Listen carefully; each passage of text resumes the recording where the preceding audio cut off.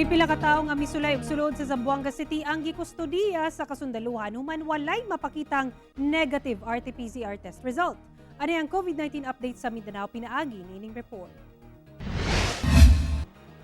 21 ka tawo gikan sa Limbaguhan, Tungawan, Zamboanga, Sibugay padulong sa Barangay Bolong sa Zamboanga City ang gikustudiya sa 74th Infantry Battalion dihang naharang sa Bukana Patrol Base sa Barangay Tiktapol, Zamboanga City. Kinihuman nga walay mapakitang dokumento ilabi na ang negative RT-PCR test result dihang misulay og sulod sa syudad.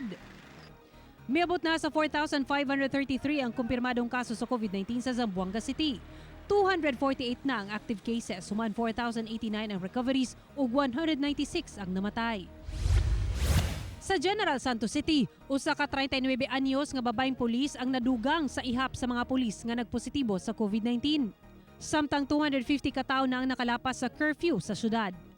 Anana sa 2,237 ang total confirmed COVID-19 cases sa Jensan. 72 ang active cases, diyang 2,076 ang recoveries ug 89 ang namatay. Sa Davao City, usa ka 1-day-old baby girl nga tagalubugan sa Turil ang nakarecover na sa COVID-19. Asymptomatic ang baby dihang gi-admit ni atong March 11. Misa ka nasab ngadto sa 335 ang COVID-19 active cases sa Davao City. Kinibisan misa ka sa 13,932 ang confirmed COVID-19 cases, 12,918 recoveries ug 679 ang namatay. Sa Iligan City, usa ka 2 anyos nga batang lalaki nga taga-barangay Mahayahay ang nagpositibo sa COVID-19. Duna kini sintomas ug naka-admit na sa ospital. Duna na 1,401 confirmed COVID-19 cases ang Iligan City.